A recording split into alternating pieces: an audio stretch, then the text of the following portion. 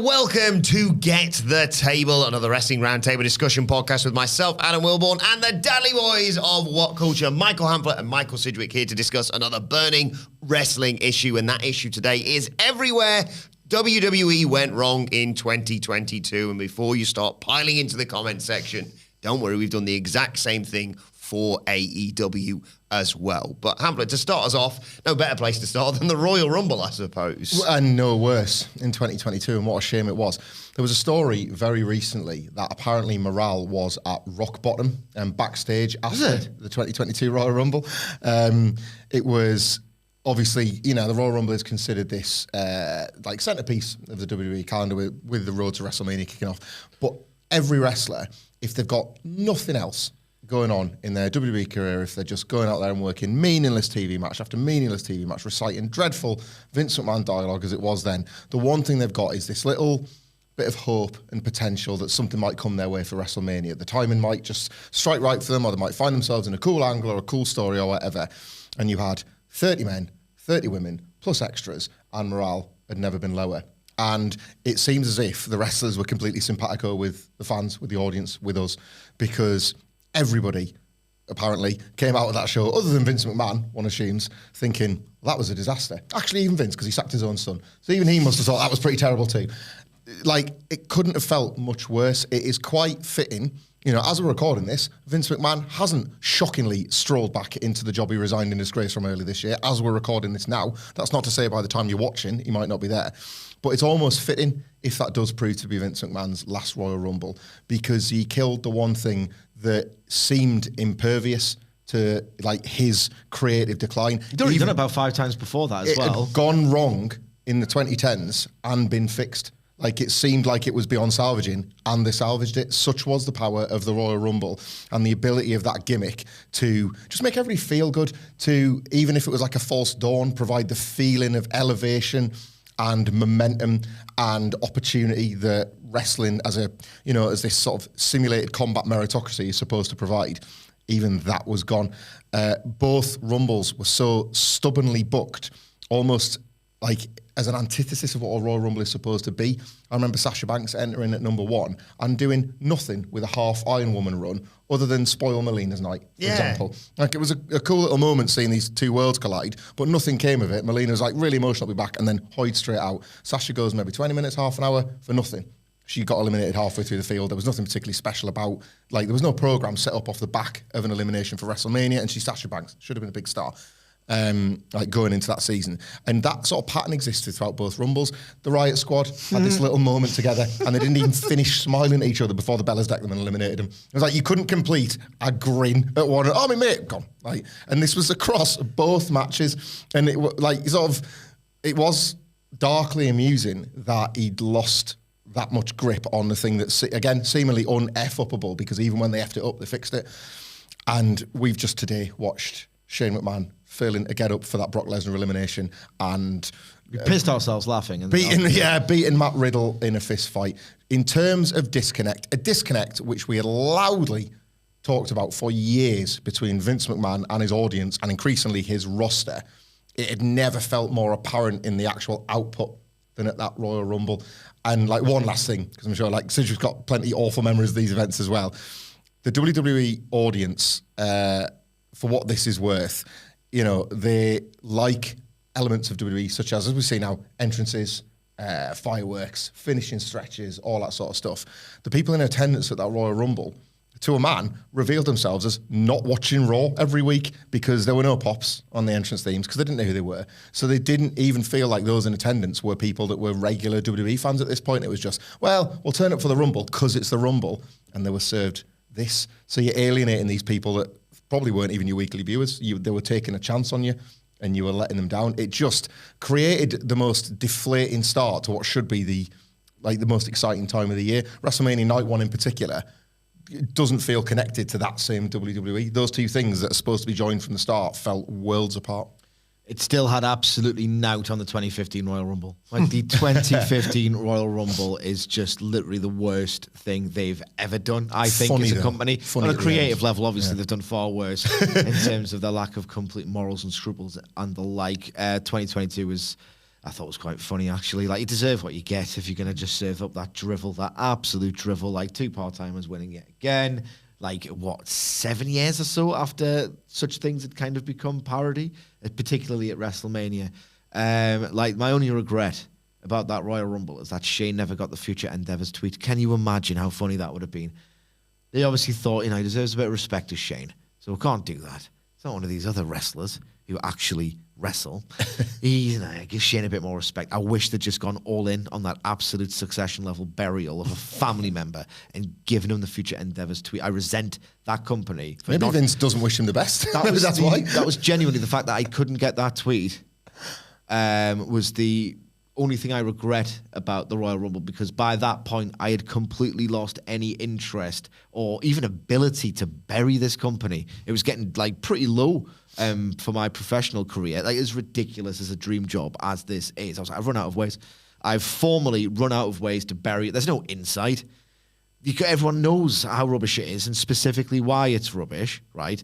And I was like, can I even make jokes about this? Or is it just too drab and flat and beyond parody in and of itself? It's like trying to write jokes about The Simpsons in its peak years. That you can't do that because nothing is funny as the jokes. And you can't bury WWE for something like the 2022 Royal Rumble because it's just such a self-evident self-burial of just awful, awful, awful, dismal creative.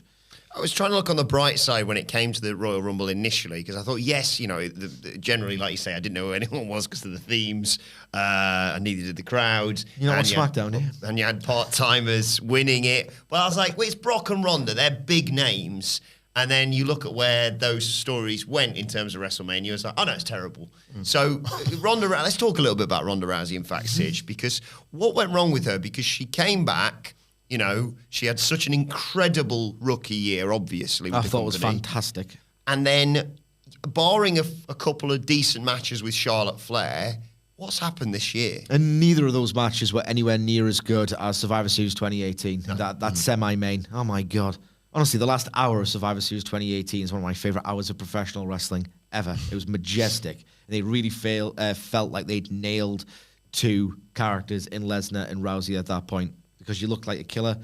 She was enough of a pro wrestler where it actually worked and didn't get too repetitive like the Paul Heyman-Brock Lesnar match has in recent years, but she'd retained just enough of her snap, her physicality, her blistering pace and just the legitimacy of her work that she was really set apart. She was something completely different. And Hamflet put this best on another podcast. We've actually talked at length about Ronda Rousey on a separate discussion, which you can go and listen to on like Spotify, Amazon Music, Apple Music, wherever you get your podcasts from. So I won't dwell on it too much.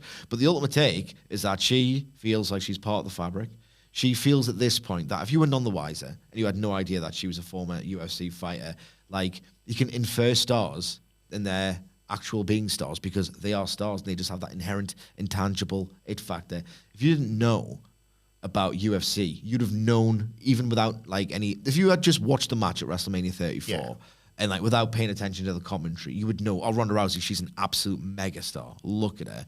Now, if you had no knowledge, you honestly, for how fundamentally not good she is at professional wrestling, for how terribly unconvincing her promos are, for her sort of distinctive but not really ring style, and how wonky she is at it. She looks and wrestles now and feels like any performance center sort of graduate, not a particularly strong one. Her entire aura as a killer, as a star, is completely dead. And it's surely, right, it's underreported what an embarrassment this is about the so-called Papa H regime. Like, if he was that good of a booker, right, he should have salvaged that within weeks. Why hasn't he? He tried and failed. That attempt to salvage Ronda Rousey, in fact, failed. Vince did a better job with her? Failed at that and killed Liv Morgan. Do you remember that ludicrous 50-50 finish at SummerSlam where it was the pinfall tap-out deal? And it was, what they were trying to say was, oh, Ronda Rousey could beat Liv Morgan, but she's just been really unlucky here. But instead, it just made your babyface champion look weak and Ronda not effective enough. Yeah, just not enough about her. Yeah. Like, they have stripped away, and I think, some element of this has to go on the performer as well. She just had so many unique selling points, not even just one, loads of unique selling points that put her head and shoulders above the rest when in her first year. And so many of those seemingly have been dulled by the system with which she works in and might have been to do with her own investment, maybe. I can't speak to Ronda Rousey and how she's approached this WWE run. I think it's amazing. Quite frankly, she came back so soon after having a child, and maybe she does just see wrestling as she's become a parent, and maybe that is her priority, and wrestling is more of a side project and a bit of fun for somebody. We know she doesn't need it, so it's something she wants to do. Whereas maybe there was just a different desire and a different thirst first time around, and that's understandable. But again, to Sidgwick's point, that's when a booker steps in and thinks, well, right, that's all right, but how do we still maximise your offering and what your presentation and your overall total package, which still should be light years in front of lots of other people's? And they haven't. They've gone in the total opposite direction. She feels completely normalised and part of the cast, and that's a WWE problem anyway. That so many wrestlers just feel part of the cast. You could put 10 or 15 in a room. If going back to last year, Vince McMahon did want to just hold a golden egg up in front of them and just get them to stand there and cheer, and they would, because that's, they're just moving bit of wallpaper. You can just change the people and slot a new one in. It's criminal that Ronda Rousey has become one of those people you could just slot in. That's unacceptable for a star of her magnitude. It's the sort of stuff, and when they would gather all the wrestlers on the stage, and your Rocks and your Austins and even like your Triple H, they'd have nothing to do with that. I'm not standing on them stage. I'm not standing there to get a bollocking off Stephanie McMahon for something. My character would not compromise that. That's who Ronda Rousey has sadly become, I think. Now, it feels a little bit weird to do this alongside talking about the way people have been booked and angles and what have you, but it's the elephant in the room that we have to tackle, and that is, everything Vince McMahon related this year. Yeah. So this titles of the podcast is Where WWE Went Wrong. Where WWE went wrong was clearly decades ago when Vince McMahon was permitted to keep buying his way out of trouble. So this is far from a 2022 problem, but obviously ultimately it was a 2022 ending to this version of the problem. I have to say all that because we're right in the midst of the stories of Vince McMahon believing that he was given bad advice and he should be trying to get back in. He resigned in disgrace. We need to keep saying it because the retirement thing is preposterous. It's as big a lie as what he said his age was in that tweet. He made two mistakes. He said 77 and he said retire. Neither of those things were true when he tweeted them. It's good that it's happened. It was still very WWE and still very bad. If we're talking about one specific thing they should want to forget, it should be Stephanie McMahon leading a thank you Vince chant. It should be Vince McMahon appearing on television as the first Wall Street Journal story broke. It should be certain members of the media that elected not to report the original Wall Street Journal breaking, but reporting that Vince McMahon had decided to resign or step down and giving him the narrative rather than the alleged victims or the alleged survivors, or for that matter, just the legitimate media outlet that had done the work in the Wall Street Journal and done the report in the first place. A lot of people needed to hang their heads in shame from that specific period of the year. And whilst it didn't leave the cloud over WWE, quite the opposite, in fact, it felt as if the clouds had shifted because he had shifted. The mere mention of him coming back has filled everybody with different kinds of dread, whether or not it's because you believe that he will suddenly take it in a different creative direction and you like Triple H's, or whether, and I think this accounts for most people, just the idea of him being back in any room or any conversation feels absolutely hideous. It's like you feel the cloud coming back. That's what he is at this point. He's a cloud over his own empire. And you can only hope, I guess, that Nick Khan or whoever was involved in that investigation internally has the last word and has the strongest word. The fact that WWE's business metrics haven't suffered, their financials haven't suffered, I think could be the difference maker here. If we'd have seen any graphs pointing downwards, that'd be his easiest route back in. Beyond the fact that he's already still a majority shareholder and still has say, I think if those graphs had gone in the wrong direction, he'd be using that as a first argument to get himself back in. For reasons both on and off screen, I like the mere fact that we're ending the year. What should have been ending the year with momentum for WWE is instead felt like it started to go backwards. Step backwards, yeah. It's one of those days we thought would never come, Sidge. I think we always thought he was going to remain in charge for as long as he physically could. I thought he was going to die in that chair. Yeah. But it's just horrific, all the stuff that came out. Yeah, it's one of those where you're hardly surprised. He's just an absolute monster of a human being, and he got what was coming to him in the end, because life is sometimes so goddamn awful in the way these things all unfold everywhere. He might even come back. So, life sucks. Before we talk about Triple H taking over from him and the issues that has brought with it, a quick word on Austin Theory, who I think it's fair to say has had an up and down year. I guess he's a 7 in every area for me. Look, he might surprise me, right? he might go on to become a star. It feels easier than ever to reject what is an oppressive tell, don't, show, push, because usually it was Vince McMahon telling you to do it, and because if you wanted to watch mainstream American, accessible TV wrestling with some of the best talents in the world, irrespective of how they are booked, you just kind of had to sit there and take it because it was Vince, right? You don't have to do that anymore, so this becomes even more... You don't have to suck it up and just go, all right, okay, well, I have to watch him because that's who I'm being told to watch, and if I'm going to watch this, I have to watch him. Like, why are they persisting with this? And under Triple H, weirdly enough, he's got a new intense character and direction. He just has a mid-card appeal that I will not be able to shake, I don't think.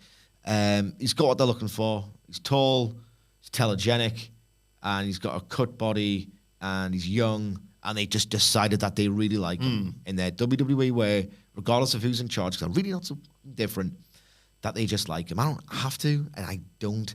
I just think that I don't think you're ever going to get a really great promo out of him, right? At least not high-end, like sort of best in class. Like the best in class is all in AEW with a few exceptions. Roman, Sammy, and like Theory's not on their level. Is he going to give you an absolutely incredible professional wrestling match? Like loaded with drama, intricate detail? No, I'm not going to get that from him either.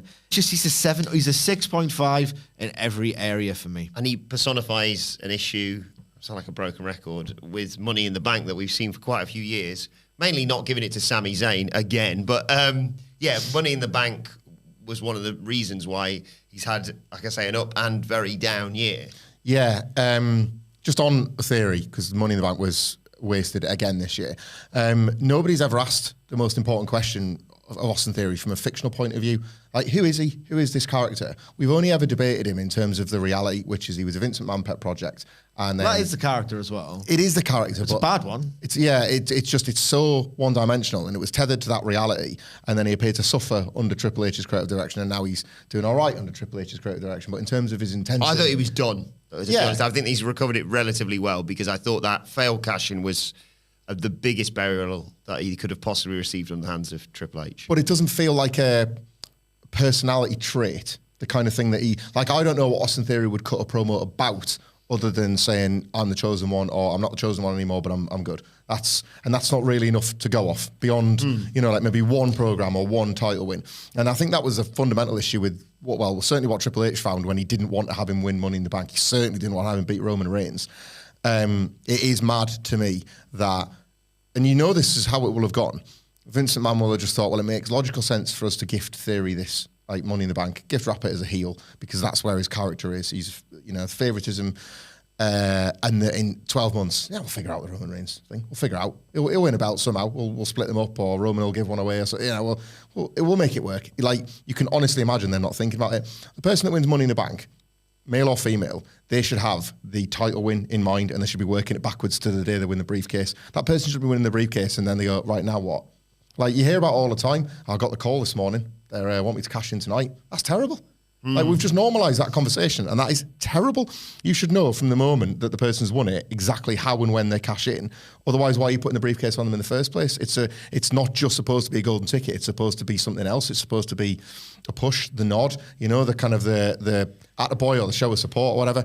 And Liv Morgan being the latest, and this is a female thing, the latest woman to cash in on the same night, seems to suggest to me that this women's division, which has been in need of an overhaul for years, is something they don't really have a lot of faith in, because they keep doing these on-the-night cash-ins. They almost want the briefcase to be done with straight away, because they'd rather the shock of the moment and getting somebody over in a capital M moment than giving somebody a sustained push, a sustained run. We still have yet to see, and again, a caveat, because let's see how Triple H books them, but we've yet to see these briefcases not be excuses just for big flashpoint grabby headlines, and B, just that sort of, they can lose 6 in a row because they've got the briefcase.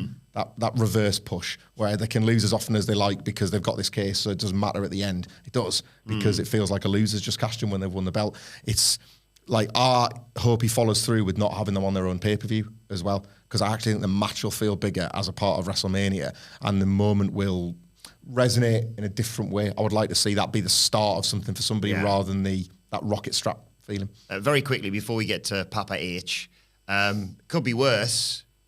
Instead of being Austin Theory, you could be Lacey Evans. Ugh. Like, I don't know if Lacey Evans can go to the extent where we should be thinking, oh, this is not fair, what's happened to her as a performer. Maybe she just had a ceiling, and it was the Sassy Southern Belle from a couple of years ago. But 3 attempts at it this year, with the first being the worst comfortably. Yes. They had to relive all those awful childhood traumas, and it was never like they almost lost track of the fact that she was a wrestler. It was just like going into loads and loads of detail, 5 minutes of detail on this awful experience you've had growing up, all the difficulties, and then in the last 10 seconds hit your catchphrase. That's arse backwards. Like, it should be 10 seconds of knowing who this character is, followed by like 4 minutes 50 of pro wrestling stuff. Like, how does this tie into the character? And then that sinking feeling when you knew they were bringing her back as a heel. I remember us being sat in here previewing SmackDown, and you saying, I think they're turning her heel. And I was like, they can't with what the subject matter they've utilised. On it, like, sewage flowed through that company because Vince McMahon was stood at the centre of it. I don't want to be like, oh, it's different now, Triple H is there, because it's still, there's a lot of like toxicity there, but you could feel it. Yeah. And then worse still was when the heel turn was signified by the announcer saying, Lacey Evans has told you all to stand up and cheer, and WWE fans in attendance were so trained to do what they were told that they cheered. So the heel turn had to be briefly parked, and she was switched around as they tried to figure out what to do, and then they just dropped the carriage code. So she went through all of that for nothing. I don't even know if she worked more than 3 matches in that gimmick before they retooled her. It just, like, it's that was, yet again, the process is broken. It's to Cedric's point about, like, you cannot write about this company and, like, be hyperbolic about the level of crisis point it was at without just seeing it for yourself. You can't illustrate it any better than the show illustrates it to you every single week. Finally, Sidge, you said you wanted to talk about Triple H's Infinity Gauntlet. What is that? It's what it is. It's my biggest pet peeve in all of professional wrestling. I try not to let, and I do, I say it every friggin' podcast, I try not to let the small idiot minority of wrestling fans. I've met so many wrestling fans, and they're so nice and they're so great. There's a small minority. These Infinity Gauntlet memes. Like, I couldn't believe someone did them in earnest. Karrion Kross and Top Dollar in Thanos Triple H's fist of, Fed's cooking again now. Is it because they're not over and they're not really doing that much great stuff? And I've had to actually listen, or rather read on Twitter, that Tony Khan, right? And I don't want to defend him. I'm not trying to lick his arse. It's just the complete lack of consistency here that boils my piss, right? Bringing too many names. What's Tony Khan going to do when the pops run out? Well, what's Papa H going to do when the pops start? He won't know what to do with themselves because it hasn't happened yet. This is ridiculous. This is Triple H, right? And he gets the biggest pass by virtue of not being Vince McMahon. Yeah. And I think that's a general point that I want to make as well about Raw in particular. I can understand that if you are inclined to like sports entertainment as this weird form of wrestling, then you'll be very much super served or serviced by SmackDown. Raw's a bit of a joke, but back to the Infinity Gauntlet, okay? It's ridiculous. Triple H, again, held in the highest esteem because he's not Vince, right? Said on record, I'm paraphrasing his words, but about a 6-month plan, right? In an ideal world where he was in charge, apparently, okay, there would be a 6-month plan to take someone from developmental to the main roster. Obviously, it's a joke because in 6 months, we're barely even on the main roster. So there's no plan. And that was evident by so many of the latter-day NXT promotions, okay. Where's the plan for Karrion Kross? Go 50-50 with Drew McIntyre. It sounds like a shit plan to me, to be honest. That sounds like a real shitty plan for me. And Top Dollar and Hit Row are just bouncing around, winning some, losing some. All of it's pretty rubbish, if we're being perfectly honest. Johnny Wrestling, more like Johnny, doesn't wrestle. So I was trying not to do one of his terrible jokes, to be perfectly honest, so I trailed off a little bit there. There's no 6-month plan. Yeah. With Johnny Gargano, they're trying to tell a story. It's a rubbish one. It's an absolutely rubbish story again. Like, half of these people, if not all, is anyone over? Is Strowman even that? Strowman's kind of over to that audience. Bray's over. Who else is over? And I don't want Candice LeRae to not be over because I think she's tremendously talented. She's not over. We were well happy about Dakota Kai and Io Sky coming back as well. Yeah, Candice LeRae is not over.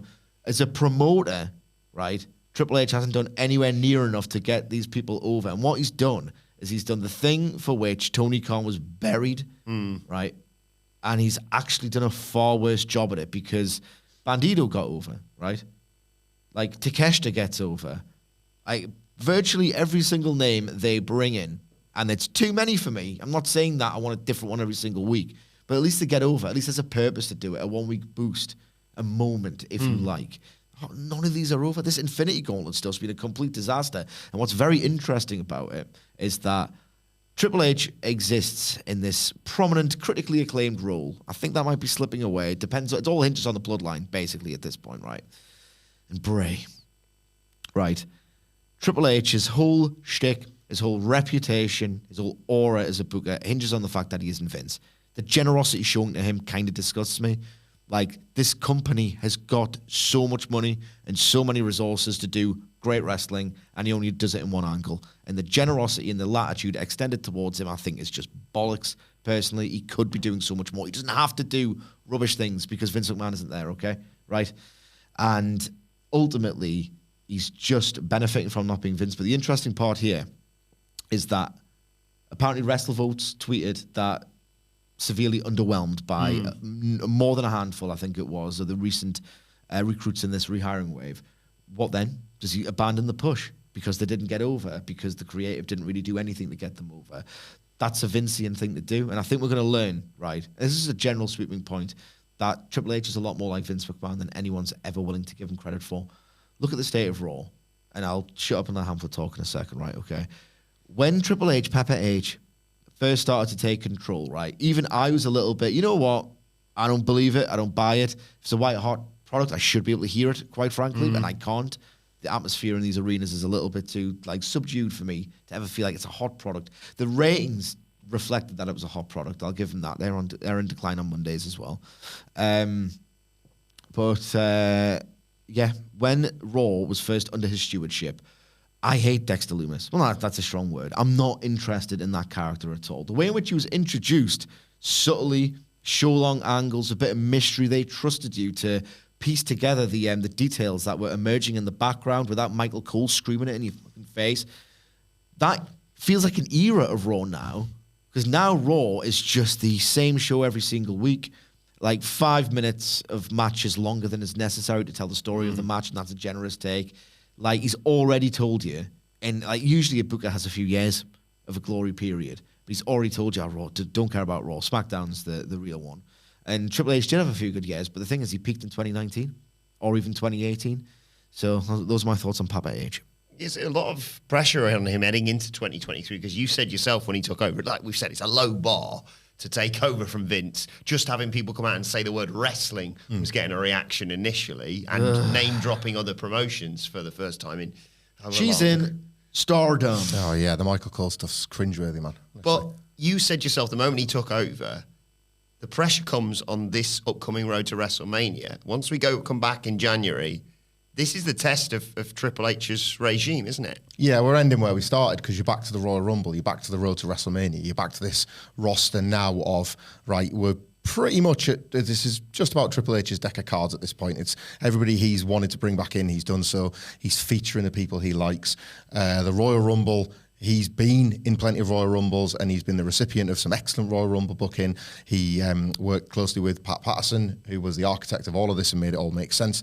So it will be very, very interesting to see not just the Royal Rumble matches and the things that he spins off these Royal Rumbles, but that entire cycle, and analysing. Because I'm probably more lenient on Triple H than I should be as an analyst of WWE.